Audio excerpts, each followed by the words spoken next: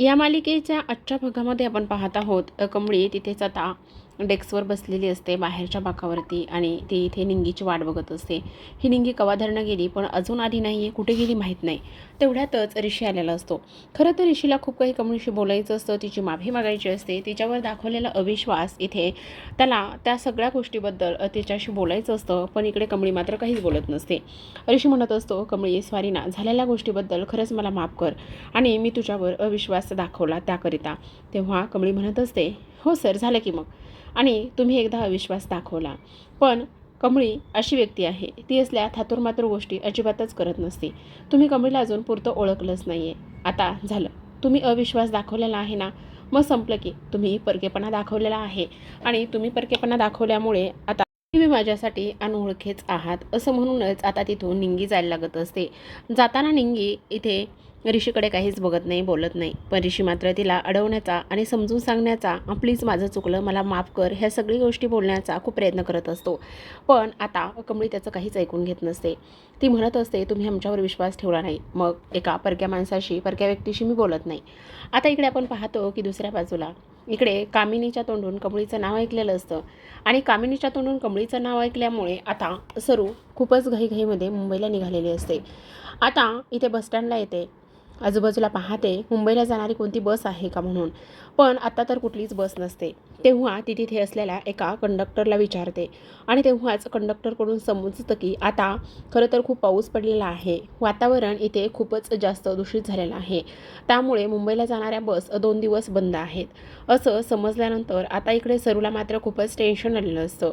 आता मी 2 दिवसानंतर कशी जाऊ शकते, मला तर आत्ताच तिथे जायचं आहे आणि कमळीला पाहायचं आहे. माझी कमळी इथे नीट तर असेल ना, आणि माझ्या कमळीपाशी ती इथे कामिनी आत्या तर पोहोचली नसेल ना, असा विचार करत असते. अहो कंडक्टर साहेब, करा ना काहीतरी प्लीज. पण इकडे कंडक्टर म्हणत असतात, नाही मावशी, आम्ही काहीच करू शकत नाही आहे, कारण 2 दिवसानंतरच मुंबईला जाणाऱ्या बस चालू होतील आणि त्यामुळे तुम्ही 2 दिवसानंतरच प्रवास करा.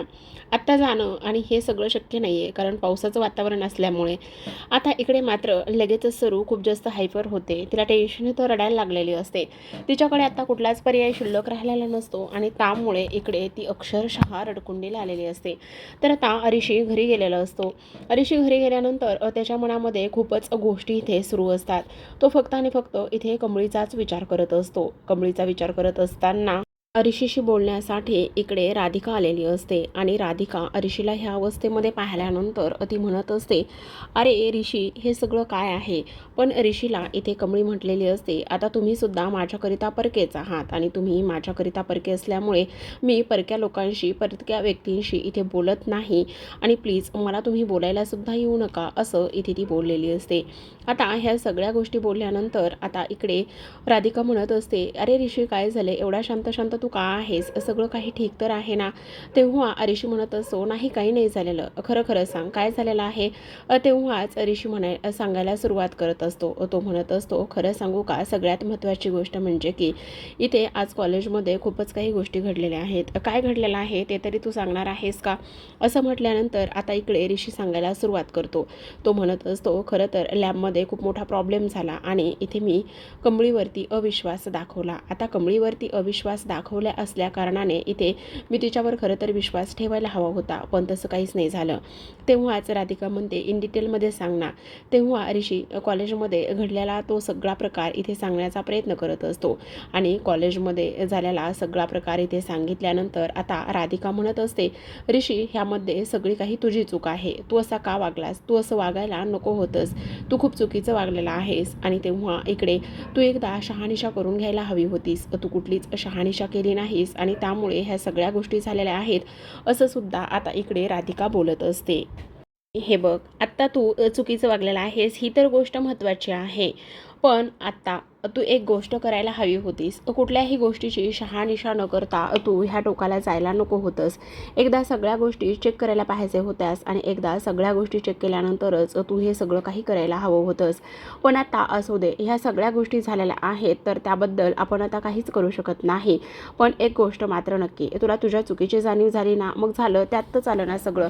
मग आता एक गोष्ट इथे तू करू शकतोस आणि तेव्हा ती म्हणजे काय, तर इथे तू पुन्हा तिची माफी माग. तेव्हा ऋषी म्हणत असतो, हो वहिनी, ते सुद्धा करून झालेलं आहे. मी तिची माफी मागितली आहे.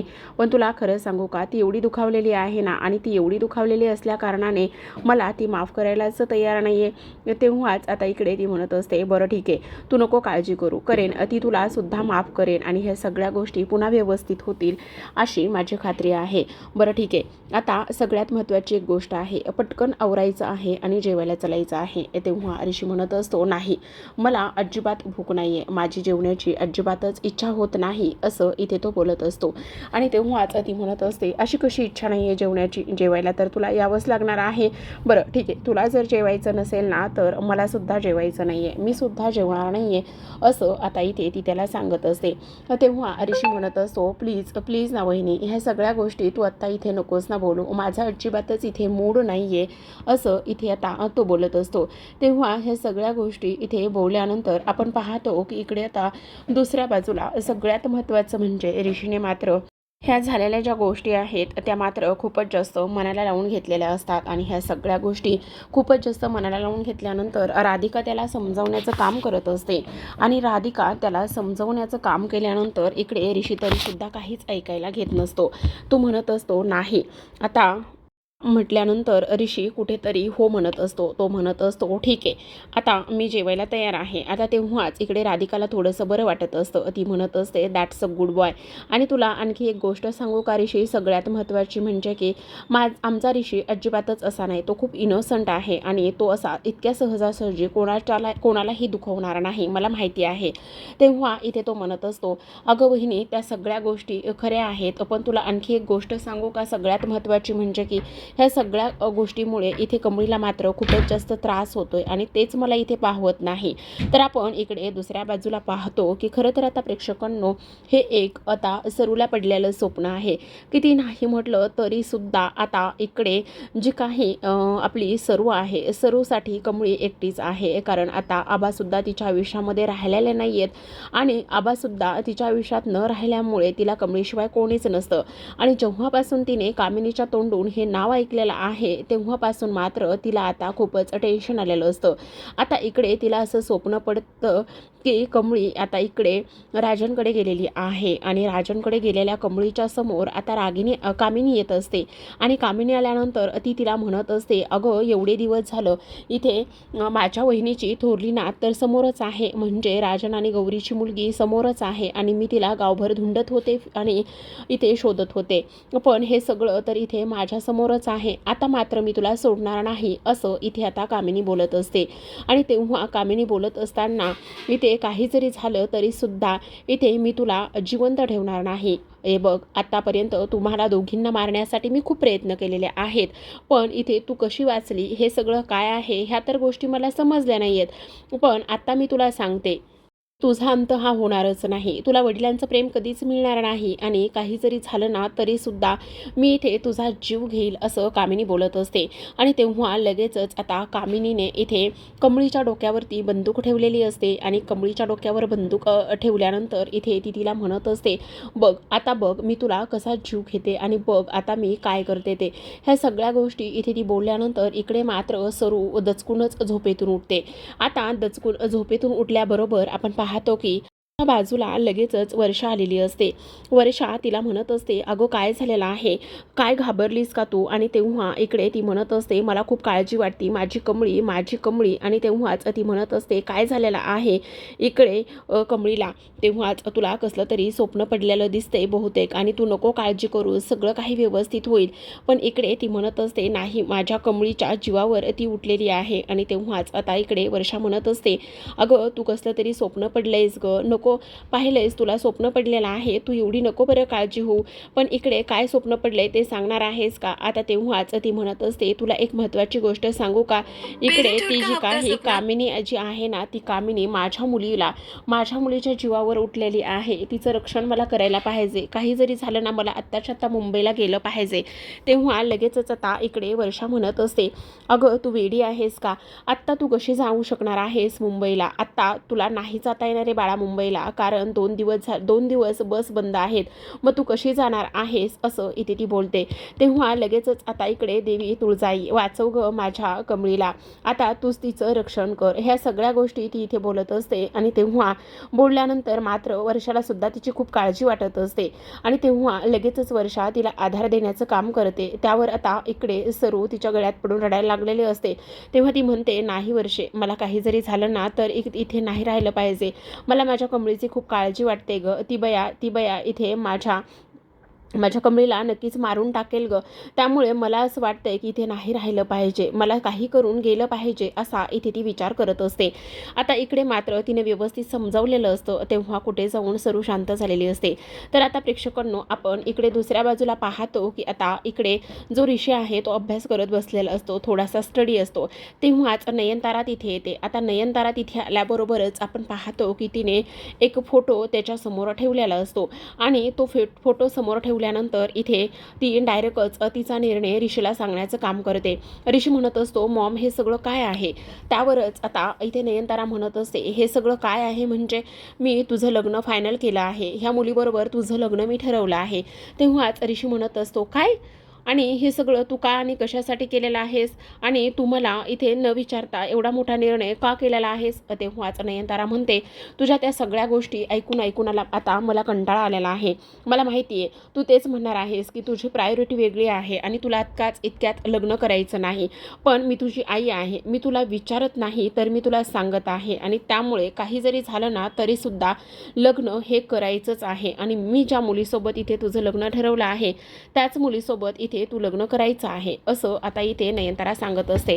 पण ऋषी म्हणत असतो, अगं आई, पण ह्या सगळ्या गोष्टीची आत्ताच एवढी घाई तू का करत आहेस? मला काही कळेल का? तेव्हाच आता नयनतारा चिडते आणि ती म्हणत असते, हे समज तुला नाही कळणार, कारण इथे आता जे काही हॉस्पिटलमध्ये झालेलं आहे त्या गोष्टी इथे एवढ्या सहजासहजी मी विसरू शकत नाही. तेवढ्यातच आता इकडे ऋषी म्हणत असतो, अगं आई, हे बघ, मी तुला अगोदर पण सांगून ठेवलेलं आहे त्या गोष्टी, आणि मी अगोदरसुद्धा क्लिअर केलेलं आहे, माझं आणि कमळीचं तसं काहीच नाही आहे, आणि तू ज्या काही गोष्टी इथे फिरून बोलतेस ते न कळण्या इतपत काही मी वेडा नाही आहे, असं आता इकडे तो बोलत असतो. आता ह्या सगळ्या गोष्टी बोलल्यानंतर नयनतारा पुन्हा त्याच मुद्द्याला येत असते. ती म्हणत असते, मला तुझं काहीच ऐकून घ्यायचं नाही आहे, मी जे सांगत आहे तेच तुला करायचं आहे. मी तुला सांगत नाही तर मी तुझं लग्न ठरवलेलं आहे. हा फोटो घे, रिधिमाचा फोटो आहे, तिला भेट, तिच्या टचमध्ये राहा आणि तिच्याशी काय जे आहे ते बोलून घ्यायचं आहे. आणि सगळ्यात महत्त्वाची गोष्ट ऋषी म्हणतो, आई, मी तुला अगोदरच सांगून ठेवलेलं आहे, मी फक्त त्या टीमचा कोच होतो, मी एक कोच असल्यामुळे मला तिथे जाणं गरजेचं होतं. तेव्हाच नयनतारा म्हणत असते, मी काही वेडी नाही आहे, मी पाहिलं आहे सगळं, आणि त्याहूनही सगळ्यात महत्त्वाची गोष्ट म्हणजे तू असा विचारसुद्धा करू नकोस, त्या मुलीला मी आपल्या घराच्या आजूबाजूलासुद्धा फिरकू देणार नाही, आणि मला ती आपल्या घराच्या आजूबाजूलासुद्धा फिरकणारी नको आहे, मग तुझ्या आयुष्यात येण्याची गोष्ट तर लांबच, समजलं तुला? तेव्हाच ऋषी म्हणत असतो, आई, हे खूप जास्त होते, अगं तुझं चाललंय काय? तेव्हाच आता नयनतारा म्हणत असते, तुमचं लग्न होणं ही माझी जिम्मेदारी आहे, आणि आता मला तुझ्या ह्या लग्नाच्या जिम्मेदारीतून मोकळं व्हायचं आहे, समजलं? आता तुझं लग्न लावते, त्यानंतर प्राजूचं लावणार आहे, त्यामुळे आता हा फोटो घ्यायचा, रिधिमाच्या टचमध्ये राहायचं आणि लग्नाला तयार व्हायचं. तेव्हाच ऋषी म्हणतो, अगं आई, हे काय सगळं जबाबदारी वगैरे, लग्न, ह्या सगळ्या काय गोष्टी आहेत? तेव्हाच नयनतारा चिडते आणि परत म्हणत असते, अगदीच बरोबर आहे, हा फोटो घे, पहा, आणि हे सगळं काही मी ठरवले त्याच पद्धतीने होणार आहे. तर आता इकडे नयनताराने तर ऋषीला तिचा निर्णय सांगितलेला असतो, पण इकडे दुसऱ्या बाजूला आपण पाहतो की आता सरूने कमळीचा फोटो घेतलेला असतो आणि त्या कमळीचा फोटोकडे पाहूनच ती रडत असते. तेव्हा वर्षा तिला समजवत असते, आणि समजवत असताना, 2 घास खाऊन तरी घे गं, अगं तुला भूक लागली असेल, आणि हे बघ 2 दिवसाने बस चालू झाली आहे की मग तुला जायचंच आहे ना मुंबईत, मग नको ना तू एवढी काळजी करूस. तेव्हाच आता इकडे ती म्हणत असते, अगं पण माझी कमळी इथे नीट तर असेल ना, तिला काही झालेलं तर नसेल ना? तेव्हा सरू म्हणत असते, माझ्या कमळीला काहीच नाही व्हायला पाहिजे, ती शिकून सवरून छान मोठी व्हावी, आणि शिकून सवरून छान मोठी झाली की मग तिने इकडे यावं, आणि इकडे आल्यानंतर मग ह्या गावाचा विकास करावा, हेच माझं सपान आहे. मग तुला हे सगळं सपान पूर्ण करायचं आहे तर मग तुला त्यासाठी व्यवस्थित राहायला नको आहे का? तुला तुझी व्यवस्थित काळजी घ्यायला नको आहे का? जर तू व्यवस्थित राहिलीस, तुझी व्यवस्थित काळजी घेतली तर सगळ्या गोष्टी व्यवस्थित होतील की नाही? मग आता इथे तू अशी ऐकणारच नाहीस, थांब, मीच तुला माझ्या हाताने 2 घास भरवते असं म्हणूनच आता इकडे लगेचच जी वर्षा आहे ती वर्षा मात्र इथे तिला भरवण्याचं काम करत असते. पण वर्षाने इथे भरवत असताना लगेचच आता इकडे सरू म्हणत असते, नाही ग, नकोय ग, मला नकोय, मला तू देऊ नकोस ग खायला. अगं असं काय म्हणतेस तू, वेडी आहेस का? तुला इथे तुझ्या पोटामध्ये 2 घास गेले की सगळं व्यवस्थित होईल, सगळं काही बरं होईल असं इथे आता ती बोलत असते. तेव्हा लगेचच वर्षा जबरदस्ती करते आणि वर्षाने जबरदस्ती केल्यानंतर, नाही मी तुझं काहीच ऐकणार नाहीये, आत्ताच्या आत्ता तू गपचूप खाऊन घ्यायचं आहेस, समजलं तुला, काहीच नाही म्हणायचंयस आणि गप खायचं आहेस, मी तुझं काहीच ऐकणार नाही वगैरे वगैरे ह्या सगळ्या गोष्टी आता इथे ती बोलत असते. थांब, मीच भरवते तुला. म्हणून आता वर्षा इकडे सरूला घास भरवण्याचं काम करत असते. तर आता प्रेक्षकांनो, आपण पाहतो की सरूला कमळीची खूप आठवण येत असते आणि त्याच आठवणीमध्ये ती आता कासावीस झालेली असते, रडत असते. कारण कामिनी कशी मुलगी बाई आहे हे चांगलंच तिला माहिती होतं आणि त्यामुळेच तिला तिची खूप जास्त काळजी वाटून गेलेली असते. तर आता दुसऱ्या दिवशी सकाळची वेळ असते. निंगी नेहमीप्रमाणेच कॉलेजला आलेले असतात. आता कमळी इकडे निंगीला शोधत असते आणि आवाज देत असते आणि आवाज देत असतानाच इकडे कमळी म्हणते, अगं ये निंगे, काय चाललंय तुझं, ध्यान कुठं आहे, कवाचा आवाज देतोय मी तुला आणि तू कुठे इकडे फिरतेस? तेव्हाच निंगी आता काहीच बोलत नसते. तरीसुद्धा कमळी म्हणत असते, अगं ये, मी तुला बोलत आहे, काय चाललंय तुझं, बोल ना, कुठे हरवलीस आणि केव्हाची आवाज देते तर एकटक पुढे बघत चाललेली आहेस, काय चाललंय, काय मला सांगणार आहेस का? तेव्हा लगेच आता कमळी निंगी म्हणत असते, अगं काय नाही, ते माझं ना थोडंसं लक्ष पुढं होतं, त्यामुळे मला ऐकायलाच नाही आलं. अगं हो, ते सगळं ठीक आहे, पण काय ऐकायला नाही आलं हे ते तरी सांग. तेवढ्यातच अनिका आणि तिचा ग्रुप इथे समोरून आलेला असतो. अनिका सगळ्यांना सांगत फिरत असते. ती म्हणत असते, या या या या गाईज, सगळेजण इथे या, सगळेजण इथे या, तुमच्यासाठी खूपच मोठी ब्रेकिंग न्यूज आहे असं इथे ती बोलत असते. इकडे अनिकाने सगळ्यांना बोलवल्यानंतर ती म्हणत असते, कॉलेजचं जनरल सेक्रेटरीची आता इथे वोटिंग होत आहे आणि त्या वोटिंगसाठी फक्त आणि फक्त मी एकटीच उभा राहणार आहे, कारण माझ्या अपोजिटला इथे उभं राहण्याची कोणाचीच हिंमत नाही आहे आणि कोणी उभं राहणार नाही की कोणी तिथे टिकणारसुद्धा नाही, त्यांचा निभावसुद्धा राहणार नाही.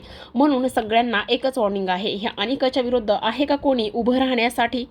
इलेक्शन असं तसं नाही आहे, जनरल सेक्रेटरीचं हे वोटिंग आहे आणि इथे कोणाचाही ऐऱ्यागैऱ्याचा इथे निभाव लागणार नाही, त्यामुळे कोणीही इथे माझ्या अपोजिटला उभं राहण्याचा विचारसुद्धा करू नये असं इथे अनिका बोलत असते.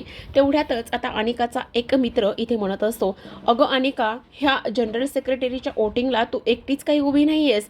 तेव्हा अनिका म्हणत असते, हो ते तर आहेच, अगं आणखी एक व्यक्तीसुद्धा तुझ्या अपोजिटला इथे उभी आहे. आता लगेचच निंगी रागानेच पाहत असते.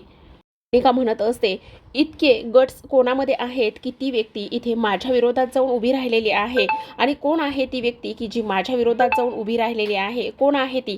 तेव्हा लगेचच आता निंगी म्हणत असते, ए चिवचिवाट, मी आहे ती. अरे, ए हसा हसा, ए निंगू टिंगू, ए टिंबू निंबू असं म्हणूनच तिचे गाल ओढत असते आणि हसायला लागत असते. तेवढ्यातच आता निंगी म्हणत असते, हां तुझी हीच अरेरेवी आम्हाला ठासायची आणि हीच तुझा माज उतरायचा आहे आणि त्यामुळेच मी इथे ह्या वोटिंगसाठी उभी राहिलेली आहे आणि ते सुद्धा तुझ्या विरोधात. असं म्हणता क्षणी आता लगेचच अनिकाला राग येतो. अनिकाला राग आल्याबरोबरच ती आता इकडे निंगीवरती हात उचलण्याचं काम करते. आता उचललेला हात मात्र इकडे कमळी हवेतच धरते आणि हवेतच धरल्यानंतर तिचा हात असा झटकवते आणि म्हणत असते, ए चिवचिवाट, अंगचटीला जायचं नाही, कळलं का तुला? ए चिवचिवाट, आणि तुझ्या जर एवढा दम आणि एवढी ताकद असेल ना, तिथे इलेक्शनला उभी राहा आणि इलेक्शनला जिंकून दाखव. तिथे तुझी काय जी आहे ना ताकद, ती तिथे तू दाखव. आणखी एक गोष्ट लक्षात ठेव, उगं मी आहे म्हणून तू साबूत आहेस, नाहीतर निंगीने कधीच तुझा खुळखुळा वाजवला असता, समजलं तुला? जा आणि तयारीला लाग, सगळं जे काही करायचं आहे ना ते तिकडे जाऊन कर. तेव्हा लगेचच अनिकाला राग येतो आणि ती म्हणत असते, एक गाव छाप तुला सोडणार नाहीये मी, समजलं? आता अनिका आणि तिचे सगळे मित्रमैत्रिणी निघून गेलेले असतात. ते निघून गेल्यानंतर इकडे मात्र कमळीचं सगळं राशन इकडे निंगीवर निघत असतं. बापरे, आता कमळी इथे निंगीला चांगलंच धुण्याचं काम करत असते. तेव्हा ती म्हणत असते, अगं निंगे, काय चाललेलं आहे हे समज, आणि काय ग, इलेक्शनला उभी राहिलीस, कोणाला विचारून उभी राहिलीस, आणि आता हे बघ, मला पुन्हा कॉलेजमधून रेस तिकीट वगैरे व्हायचं नाही आहे, आता समजून सांगते तुला. आणि काय ग, हे सगळं काय चाललेलं आहे, काही सांगणार आहेस की नाही तू मला? तुला सांगू का, हेवच माज मला तिचा उतरवायचा आहे आणि आपली काय बी चूक नसताना ती आपल्याला नेहमी त्रास देते आणि तिची हुकुमशाही गाजवण्याचा प्रयत्न करते. बघ ना, आता लॅबमध्ये सुद्धा आपली काहीच चूक नसताना तिने सगळा आळ आपल्यावर टाकला आणि आपल्याला कॉलेजमधून काढण्याचा प्रयत्न केला आणि तिला असं वाटतंय की ती एकटीच शहाणी आहे, एकटीच हुशार आहे आणि एकटीच इलेक्शनमध्ये लढू शकते, जिंकू शकते. म्हणूनच मला तिच्या विरोधात उभं राहायचं आहे आणि ही लढाई जिंकून दाखवायची आहे. तेव्हाच कमळी म्हणते, अगं तू वेडी आहेस का वेडी, आपण इथे शिकायला आलेलो, हे असले नाही ते उद्योग आणि नाही ते थेरं करायला आलेलं नाही आहे. आपण इलेक्शनला जर उभं राहिलं तर लोक आपल्याला काय म्हणतील. तेव्हा निंगी तिला समजावून सांगत असते आणि म्हणत असते, कमळे प्लीज नाही म्हणू नकोस गं. पण पाहतो की इकडे ह्याच तिचा माज उतरवायचा आहे. तिला असं वाटतं की तिच्या विरोधात कोणीच उभा राहिला नाहीये, पण आपण उभा राहू आणि तिला जिंकूनच दाखवू. तेव्हा आता कमळी म्हणत असते, पण तुला एक गोष्ट सांगते, ह्या तुझ्या इलेक्शनमध्ये उभं राहण्याच्या निर्णयाला माझा पाठिंबा नाहीये, पण ह्या धाडसाला आणि तुझ्या ह्या जिद्दीला माझा पूर्ण पाठिंबा आहे. तेव्हा लगेचच निंगी तिच्या गळ्यात पडते आणि म्हणत असते, झालं की मग आपण आता जिंकूनच दाखवूयात. तर प्रेक्षकांनो पाहत तू कसा आपण जिंकून दाखवू आणि विजय तर आपलाच होणार आहे. कारण आता इथे निंगीला कमळीची साथ मिळालेली आहे. तेव्हा दोघी जणी खूपच आनंदात असतात. पण प्रेक्षकांनो इथे कमळीच्या पुढ्यात काय नवीन संकट आणि काय वाढून ठेवलेलं आहे हे आपल्याला येणाऱ्या भागामध्ये पाहायला मिळणारच आहे. कारण आता अनिका काही गप्प बसणार नाही, निंगीला नाही पण कमळीला नक्कीच त्रास पुढील भागामध्ये देणार आहे. काय तो पुढे पाहूयात.